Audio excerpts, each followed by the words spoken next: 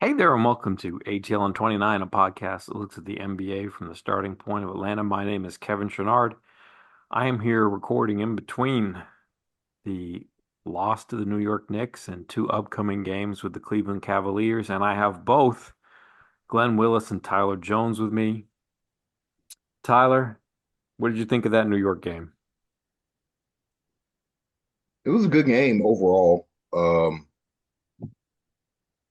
There's I think the bigger takeaway should be that the Hawks can absolutely beat the Knicks in a seven-game series here. Uh, but just if we're uh keying in on this game in particular, just felt like uh it's a game the Hawks are probably regretting they didn't win. Um, they won the possession battle. They put themselves in a position to win the game, and they just didn't close it as well as they'd like. I felt like they left a lot on the table offensively in particular. I think primarily in transition. I don't know what the transition numbers were, but I don't think they were pretty efficient in transition. And so, like overall, I just think um, they're probably really regretting how certain possessions went offensively because defensively, the Knicks did provide some challenges for them, but I thought the Hawks played some good defense for the majority of the game. Uh, and the Knicks are a good team, so they I think that's something we also have to just acknowledge. Like Knicks are flat out a good basketball team. The Hawks are a good basketball team. Uh, and it's like I say, it's unfortunate they lost, but like I'm encouraged by how they played overall. Glenn, what did you think of that game? Yeah, I mean, the Knicks are really sound defensively, and they really know how to keep the ball out of the middle. I mean, telling stat, atypical for the Hawks, they had 23 assists on 38 made shots. So they were forcing them into ISO, they were Yep. forcing them into all that stuff the whole game. And so that's something they have to kind of figure out if this is a matchup they might see, in the playoffs, is how to generate more efficiency with spacing. The Knicks really did kind of dictate their spacing a lot of the game from the defensive standpoint. Um, but I mean, the Knicks, they won 51 games. The Hawks lost a close game to a good team. Execution late was a little rough. I thought Jalen created a really good shot at the rim. It just was a little strong. It kind of came off the front of the rim. I thought that was critical there. And then I thought the officiating was, again, officials are starting to kind of swing towards what it's going to be like in the playoffs, where they're letting more things go. And the Hawks have not been in a 7 game playoff in what, 3 years now, right? They haven't been in a 7 game series in 3 years now, so they've got to acclimate to how that's going to work, how that's going to go. I thought Dyson got like two fouls I thought were like very tic tac fouls that he didn't really deserve. I thought that was a little bit of an outlier there. But I mean, overall, they played hard, and they got 19 offensive rebounds. They were plus 7 on the offensive glass. They were plus 15 at the 3 point line. They were minus 18 points in the paint. A lot of that was Mitchell Robinson and other guys kind of just kind of cleaning up offensive rebounds and things like that. So I think there's a lot to learn from this game. But I don't. If anyone thinks they played poorly, I don't agree with that. I think that they just couldn't solve for what the Knicks were doing to them defensively. Yeah, to your point, like I thought the Knicks out execute the Hawks like for the majority of the game. Like they were just from the first quarter on, like the Hawks had a real hard time with their split cut action. The Knicks were getting good offense off of that, primarily because Carl Towns is an elite spacing center. And they had a Kongu up the floor defensively, and the Knicks were really taking advantage of that on the offensive side of the floor. The Hawks cleaned that up late, but it was an advantage that the Knicks did have. And then, late game execution offensively, I just think a lot of it was some of it might have been fatigue because the biggest issue I had with their offense more than anything else was how slowly they were playing late. They were walking the ball up the floor. And I'm like, okay, these guys got dead legs or tired. And so it,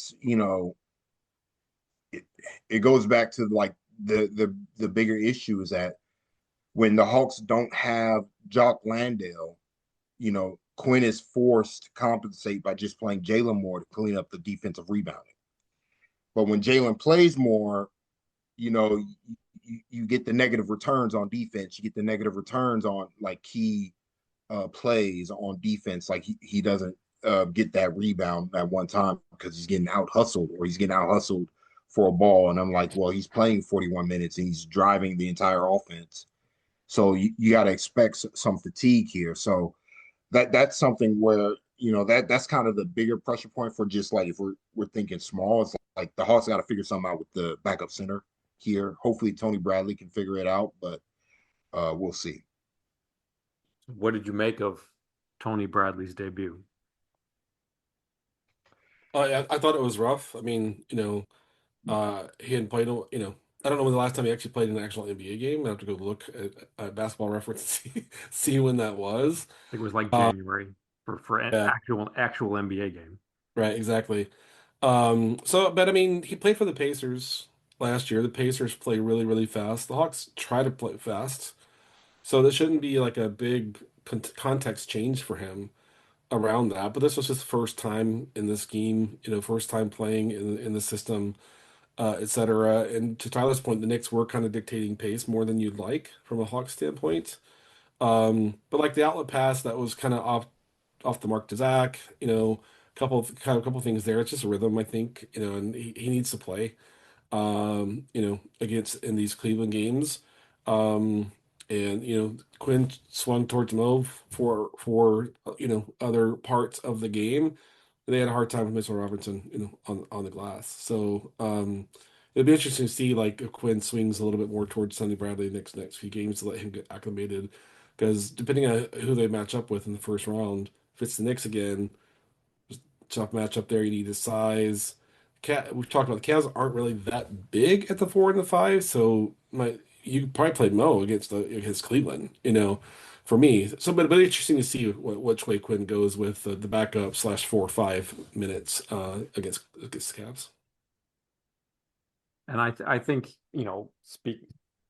I want to differentiate Cleveland, the playoff series versus the Cleveland, the next two games, Yeah, because I think he's going to just try to play Bradley more just to have him acclimated to playing with the team.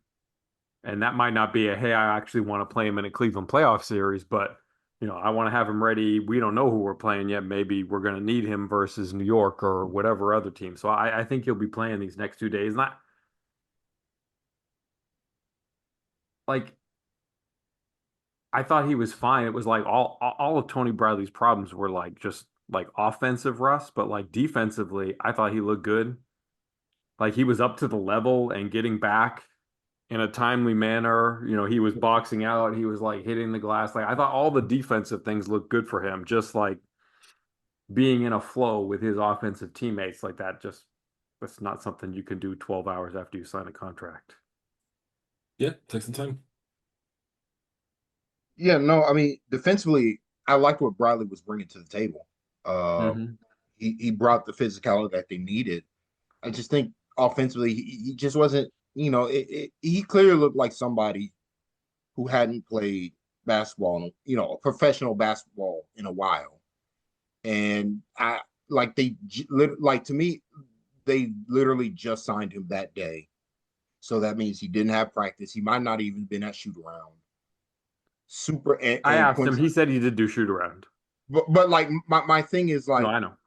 Quinn is asking him in probably the biggest game of the season for the Hawks, pretty much because every game is the biggest game of the season, but this is a massive game, massive spotlight. If they would have won that game, they would have almost guaranteed they were going to be top 16 at least in the Eastern Conference. So like pressurized moment. I just think he was just uncomfortable and shaky. But like I said, what he brought to the table physically is what the Hawks need on both ends of the floor. So hopefully they can get him acclimated in these coming games. These games coming up, two against the Cavs. We'll see what the Cavs do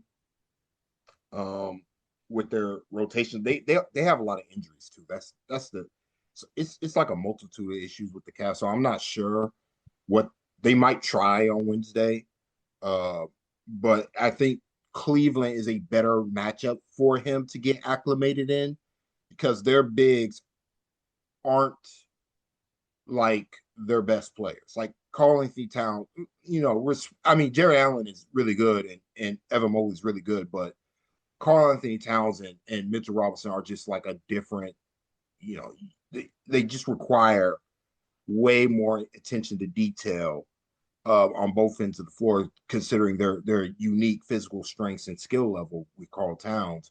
Whereas Allen and Mobley, they're fairly traditional, and you're not going to get overwhelmed by by Jared Allen's physicality. Like he's just not that type of basketball player. So that's where you know I do think it's a better matchup for him. Combined with I think Thomas Bryant is like their backup center currently, even as well. So like I think that'll help.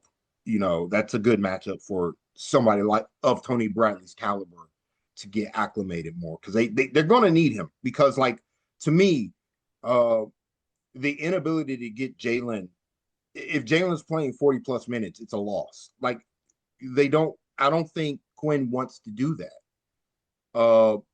But he has to if he had to because they weren't going to get a defensive rebound without one of a Kongu or Jalen in the game. And so he's having to stretch these guys minutes longer than what he wants to. That causes again for them to just walk the ball up the floor late. And like they're not good enough offensively to do that anymore. This Trae Young's not on the team, so they can't really afford to like play that way.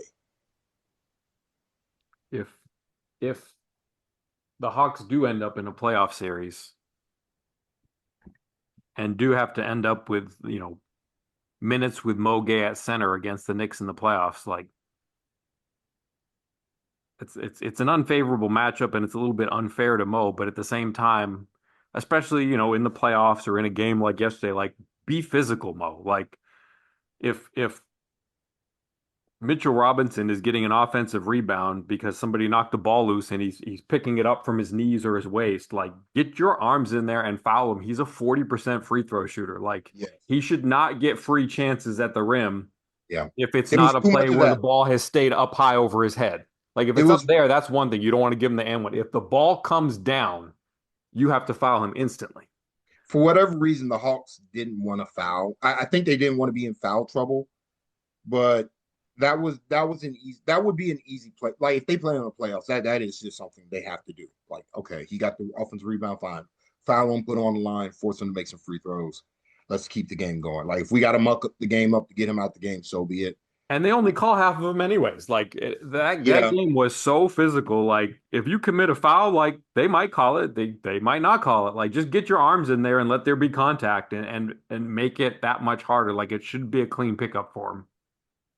yeah. So I mean, that's again, Mitchell's kind of a unique basketball player, so they haven't played him that much either because he's constantly been hurt as well. So hopefully they have a better game plan going forward if that's the series. But if the Hawks take care of business these next 3 games, they'll be playing the Cavs. So we'll see. One thing I thought the Knicks did really well was just they were just really physical and very deliberate and relentless with how physical and how often they just were like trying to force off-ball switches. Like they're just off-ball actions, just two players rubbing each other off, and they would just be so physical in that the Hawks almost had to switch. And you're ending up with mismatches like Nikhil on OG, like just mismatches of size and skill, so that when it comes to the box out, it's just going to be a weird opportunity. And it's not just the mismatches, but it's just, when you do it that often and that physically, it just makes it that much harder for the help defenders to pay attention to what they need to pay attention to on help defense. They're trying to navigate. And when you're trying to navigate, it's very hard to keep your attention on the ball. And of course, when it's Jalen Brunson taking a high handoff from Karl Anthony Towns, like that's a tough situation because you've got to be up to the screen. Towns is getting a clean shot on the roll, and if you're not paying attention to what your help responsibilities there, he's just getting a big runway because you're starting from 29 feet out to begin with. So I thought the Knicks were very organized on offense, early in the game and then especially late in the fourth quarter. Like I thought that was just a big credit to what they did. Yeah, it goes. I mean, more experience combined compared to the Hawks, where uh, we're going to talk about. I want to talk about Nikhil a little bit, but I thought Nikhil kind of got out of focus a little bit, in particular, where he was doing way too much ISO. Like he fell into the trap. Like he was playing so well, and then he felt like it was incumbent on him to get the Hawks back into the flow of the game. And I just think he in particular needed to be a little bit more grounded. But like, and I thought the Hawks were a little bit. I thought, overall offensively, I thought the Hawks played selfishly. Like, and that showed up on the assist numbers, where for whatever reason they weren't making the extra pass. Like for whatever reason, like there was multiple times where you see somebody open, but the other guy was shooting. Now they might have made the shot, but it was just that's not how they've played to get to this point. So hopefully, this is just a reminder that offensively they are the sum is greater than the whole here. Like where they all five have to be in sync, lined up, playing at that five, mind meld basketball and offense to get the most out of each individual player. So, hopefully, this is just this overall. Like I think this game was a good experience for the Hawks. Like they needed it. They needed to play like a real team who's super physical, trying to win, trying to impose their will. Like I think the Knicks were trying to make a statement. Like they are also playing hard. Like they flat out played harder than the Hawks. Mitchell Robinson was like diving for like Mitchell Robinson was going for everything. Like this was a must win game for the Knicks, whereas the Hawks early treated it more like a regular season game. Again, with all that said, they still should have won the game. Like they put themselves in great opportunities. There are natural advantages that they have over their Knicks. Showed themselves. They just need to execute better. Like they need to have more. They just got to have more focus and more execution to really solidify the win. Because you win the possession battle like that, you expect to win, but not when you're not playing the style of offense that you've been playing to get here. And I thought Jalen was like the most wheeling passer. Like you mentioned them playing sort of selfishly. Like that really wasn't Jalen because he was kind of seeking out that switch. They were trying to pick on Jalen Brunson a little bit, and they would work it, pick at the Knicks until finally they would get Jalen on Brunson, and he would try to back him down, and he would see everybody coming in towards him because that's what they have to do, and he was passing. He's just got to be, and it's not even necessarily on that kind of play. Like I love how I'm actually amazed a little bit at how good of a passer Jalen has been this season, but he's still got to be a little bit more cautious in the half court on some of his long passes. Like he puts the ball out there and it's an easy opportunity for the defense to get uh, an interception. So what do you want to make of what's coming up with Cleveland here? What do you think is on the table here? They need to win. Raptors are winning tonight. Hornets have I think a 5 point lead at halftime right now over the Celtics. Let's see if that's actually what's happening. 6 point lead over the Celtics. Celtics are playing at home, so they might figure it out and win that game. But the Raptors are up 18 at the end of three over Miami, so they're going to win that game, barring a miracle. So they need to win. They need to go in and control the game, control the pace, be physical on defense, be disruptive, set the tone. that they were not able to do that against the Knicks consistently across the whole game. So they're gonna have to go in and be the aggressor in both of these games. They need to win both these games, and otherwise they're gonna be sliding back and be at risk of getting below 6. So they've been winning a ton of games. Like they're what 19-4 now, I think, over the last 23. So but I mean it's funny. Like I said on the last podcast, I've been watching some Cavs games as I can. And when Mitchell goes out and Harden's playing, everybody, other four players on the floor are like, WTF, this dude is just dribbling the ball the whole freaking possession. Like he completely kills their offensive process. It'd be interesting to see who Quinn has guard, defend him, or what that kind of assignment is. But it's kind of hilarious to watch, and you can see Kenny over there kind of showing some frustration. I'm like, we want to move the ball, we want to move the ball, we want to move the ball. He's like, no, no, no, I'm going to dribble the air out of the ball. So it's going to be interesting to see when Harden and Mitchell are on together. The ball does move more when Mitchell leaves the game and it's Harden without Donovan. Then Harden goes like old school Harden and just dribbles the whole shot clock. And so that's really fascinating to me to see if they're going to correct that, or James Harden is just too stubborn to really integrate into what they generally do offensively, which is move the basketball. So it's gonna be interesting to see who the Cavs play, what they prioritize, etc. But the Hawks need to win these games. If they win two of these last three, they should be good at five, depending upon what the outcome of this Hornets game is important. We'll kind of track that across the second half. To sort of bridge the two games a little bit, Tyler, you were talking about Jarrett Allen and Evan Mobley being sort of the traditional kind of bigs. How do you think that the Hawks dealt with the Knicks putting Cat on Dyson Daniels and having Anunoby guard Okongwu? And are the Cavaliers going to do anything of that variety guarding Daniels in these next two games? I mean, they might, but they don't have an OG and an Obi. Like that was a big, a lot of the Hawks' weaknesses finishing at the rim was OG was just, you know, really good. So Yes. He's like, ridiculously good. He yeah, is he yeah, is so it's good. tough. It's tough. Like so like they don't have that type of two-way player um from a perimeter position. I'm not trying to demean Mobley and Allen.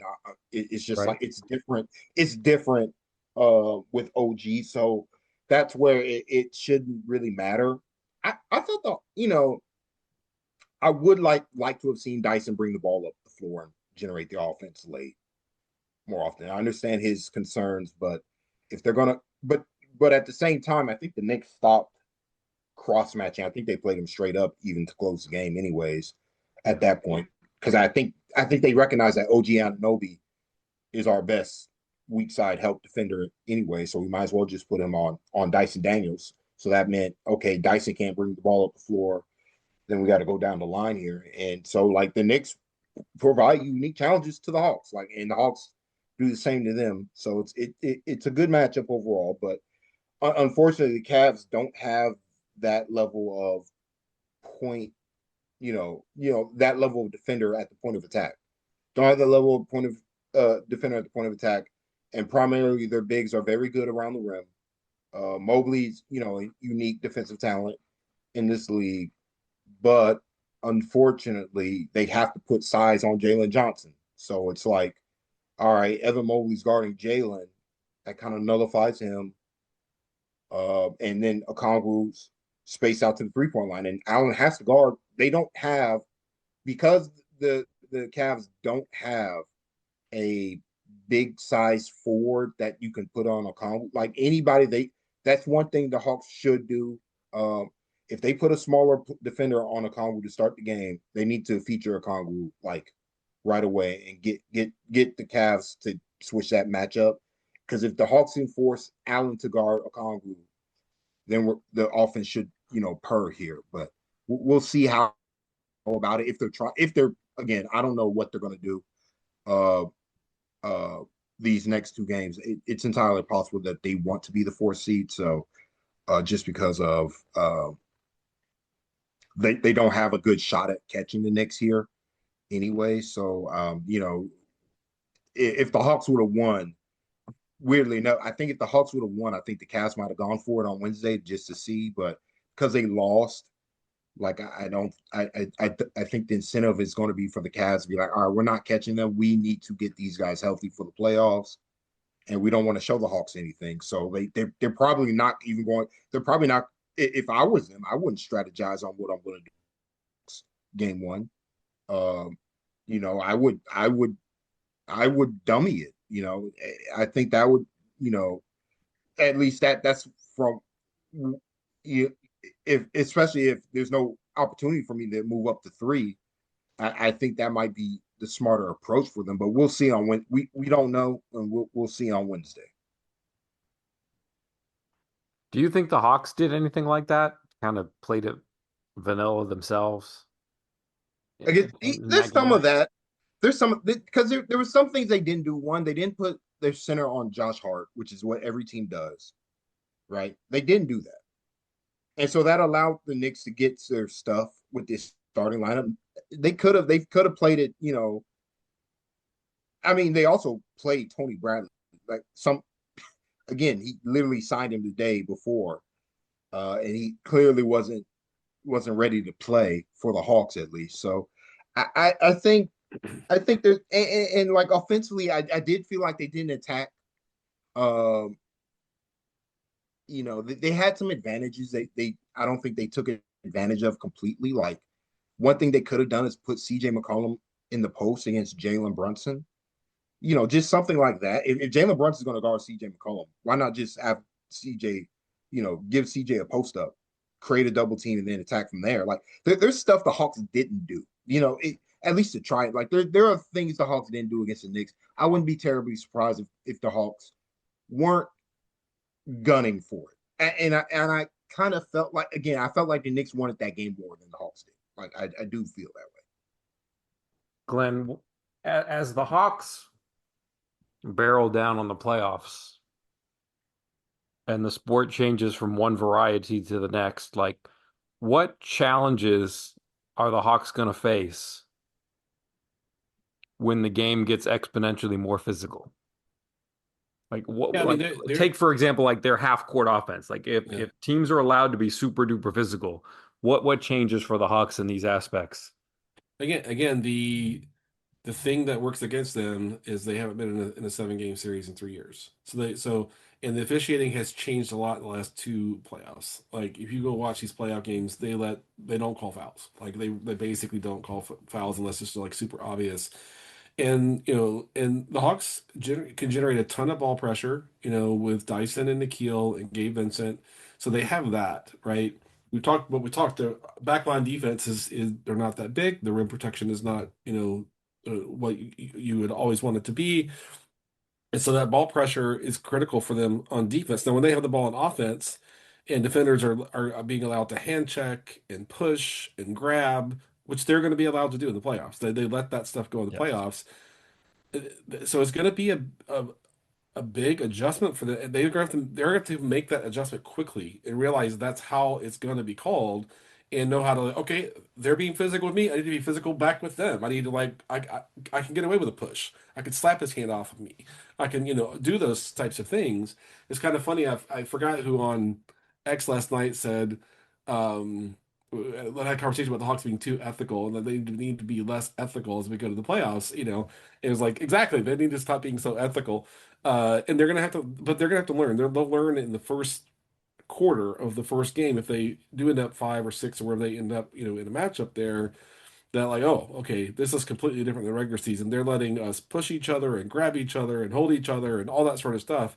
And they're gonna have to realize that if the other team's doing it, we've got to match it. Like we can't let them be more physical than us. We've got to realize where the referees are drawing the line around how much physicality they're allowing and match it. If not exceed it. Right. And that's the big mental adjustment this team's got to make. Again, not having been in a 7 game series in 3 years. Do either of you have any feelings on Zach playing 7 minutes last night? And I'll add that Quinn was asked about that after the game and didn't really say much, just kind of danced around the question, and it was mostly a non-answer. So They needed the starters to play in the fourth quarter to give themselves a chance to win the game. They got 8 points off their bench last night, which is terrible, right? And I think the Knicks got 21 off their bench, maybe. A lot of that was McBride in the first quarter, making kind of crazy shots and 3 points, stuff like that. But I think Quinn realized this backup group just they're not big enough, they're not strong enough, they're not experienced enough. So I'm going to swing back to my starters to give ourselves the best chance to win the game. And it was right there late. It was right there. It was right there for them late. Jalen just couldn't get that one shot to go down. But I think Quinn was like, yeah, Zach's getting pushed around. Uh, Gabe's not maybe big enough. They're gonna hunt CJ like a lot on switches and try to get him onto Brunson, etc. And so I think Quinn was just like, I got to roll with my starters to try to win this game. And that I think he probably felt like that was the best chance they had to win the game was just to roll with the starters.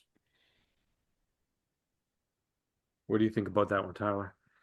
I mean, it's the primary issue is no backup center means you're playing Mo Gay and you're too skinny to grab defensive rebounds. And so Quinn's like, I got to get Jalen in the game. Uh, and Kuminga's a better basketball player, so Zachary's going off the bench. Like, I don't think it's anything more than that. If they had Landale, I'm pretty sure Zachary Reese would have played plenty. So I'm not really taking anything away from it. I thought he was okay, but like you see the lack of experience. Like the lack of experience hurts him more than anybody else. Like he's just got to these are learning experiences for him. This Hawks team is pretty, this Hawks team's good. Like they're trying to win every game. And when you're doing that, some guys are going to lose minutes. And, Ricochet just didn't have his, what they needed on that night. Ricochet wasn't providing. They needed more size and physicality, particularly, as a bigger basketball player, because they really need to corral Mitchell Robinson. Like they had to corral him. The only chance they were going to do that without Okongwu on the floor was with Jalen on the floor. Like they could not have minutes with no Okongwu or Jalen on the floor while Mitchell Robinson's in the game. Like that's just never going to work. And so like that's unfortunate. Again, that Lando's hurt, but combined with offensively, they miss Landale a lot. Like he's a very good offensive center.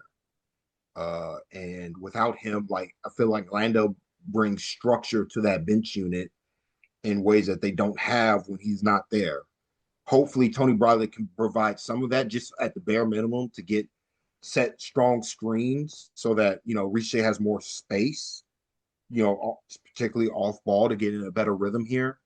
But that's why the Hawks signed a bigger center, even though they had Koloko on the roster. Like they needed a wider bodied player to really help these guys out. I thought Kuminga also struggled, particularly when like Kuminga's pretty clearly struggles when he's not playing next to like a Lando or a Kongu on offense. Like I just think the driving lanes aren't there for him, and it makes his processing harder.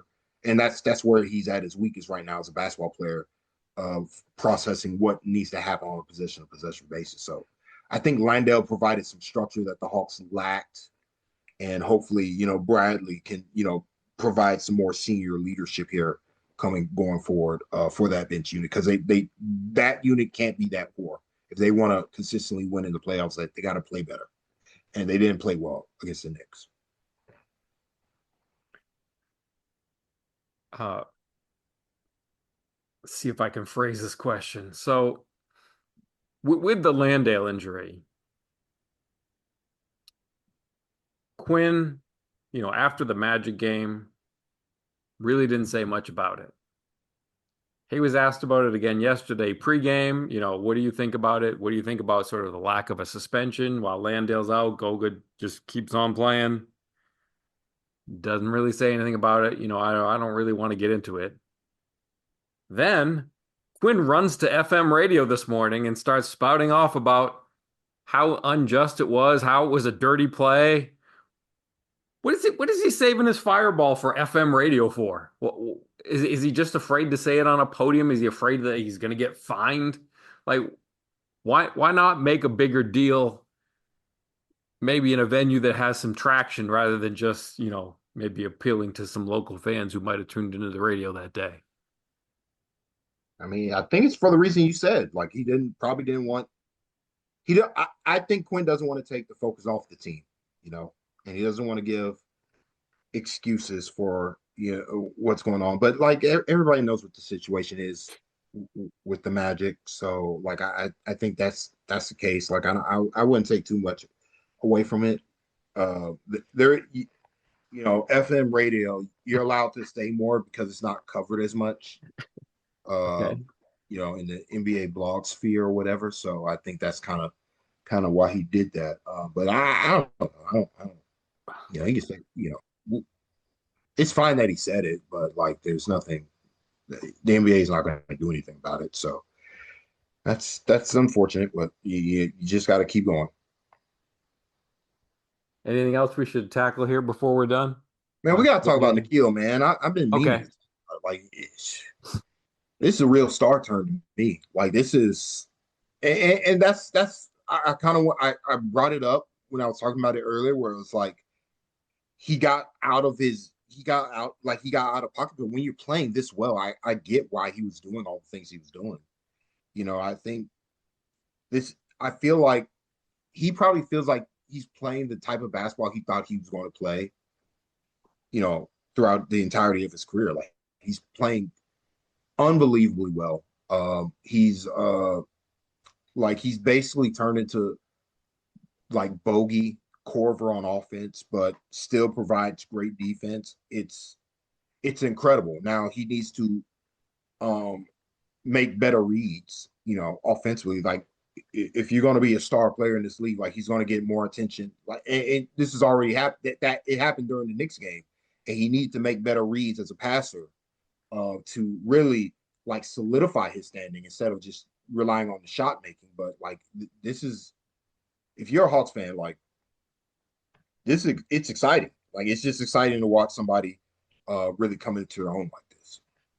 Yeah, it's good for most improved players. It'll be interesting to see how the voting goes.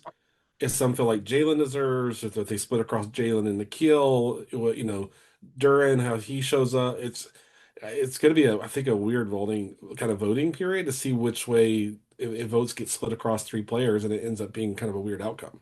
So that's just gonna be interesting to me to see how that. I think Nikhil's most deserving of the three by a lot. I don't know. I don't trust the voters. I think the Hawks have made their marketing push clear. Like I think they're sort of all in as Nikhil is our candidate for most improved player. So Yeah, I think that message will come out at least a little bit. yeah, hope so. Let's see. He deserves it, in my opinion. All right. Well, I thank you two for joining me tonight, and should be a very entertaining game. And I hope you all enjoy it. And good night, Bob. Good night, Good Bob. night, Bob.